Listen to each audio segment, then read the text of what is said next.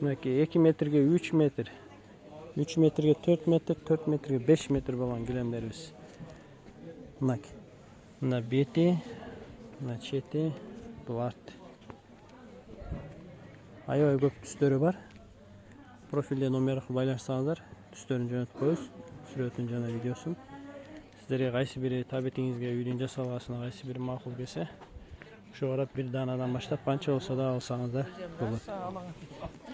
Oymo, gül, heytegistin tüsleri var. Gilemleri 2 metrege 3 metr, 3 metrege 4 metr, 4 metrege 5, 3 metrege 5 metr. Sizlere kızıklı cana gerek olsa profil numara paylaşsanızlar, sürat video cana basın, aytıp kengeli malumat bereriz.